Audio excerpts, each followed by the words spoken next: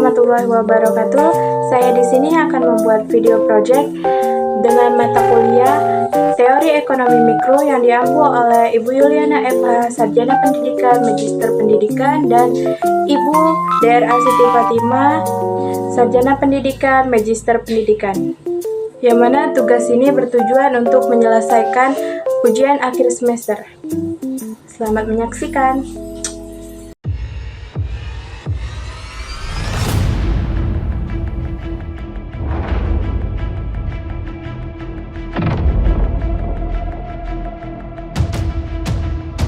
Saya mengambil tentang satu kasus, yaitu ketimpangan akses pendidikan.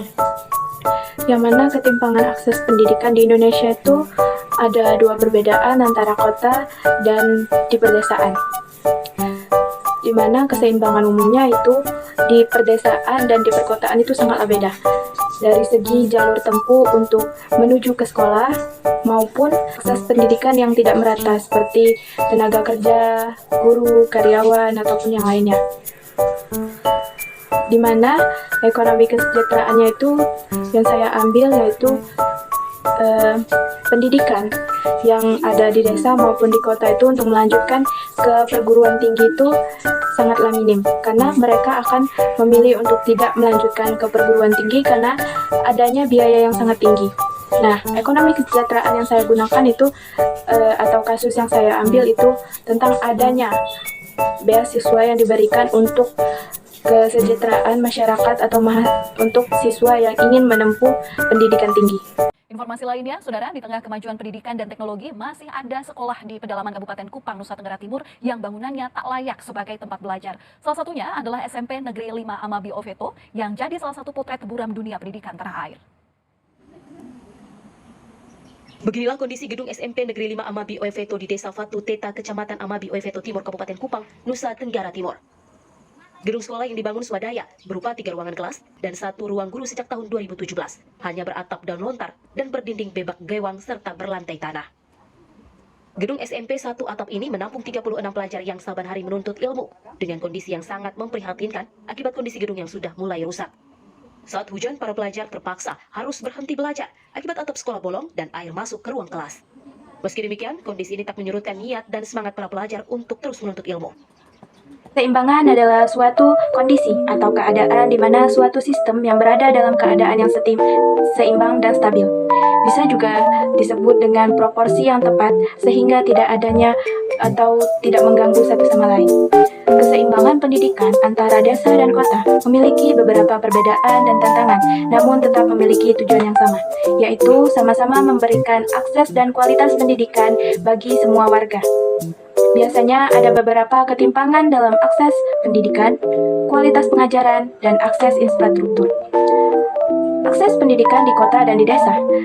Di kota itu biasanya akses ke sekolah dan fasilitas pendidikan seringkali lebih dibandingkan dengan di desa. Kota biasanya memiliki lebih banyak sekolah dan fasilitas yang lebih lengkap seperti laboratorium, perpustakaan, dan teknologi pendidikan. Di sisi lain, desa mungkin menghadapi keterbatasan dalam hal jumlah sekolah dan kualitas fasilitas. Kualitas pengajaran di kota cenderung lebih tinggi dengan guru yang terlatih dan program pelatihan yang lebih baik. Sementara itu, di desa, keterbatasan sumber daya dan pelatihan guru bisa berpengaruh pada kualitas pendidikan yang diberikan. Akses infrastruktur seperti jarak yang jauh, infrastruktur yang kurang memadai, dan kurangnya sarana transportasi. Seperti di desa, itu kurangnya infrastruktur seperti jalan yang rusak ataupun jembatan yang ambruk.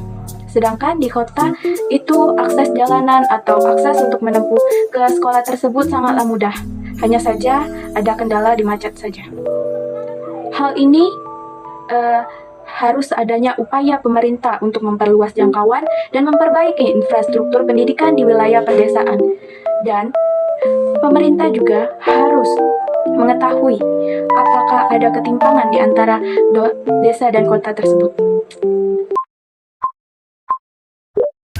Selanjutnya, ekonomi kesejahteraan adalah cabang dari ekonomi yang mempelajari bagaimana sumber daya dialokasikan untuk memaksimalkan kesejahteraan masyarakat.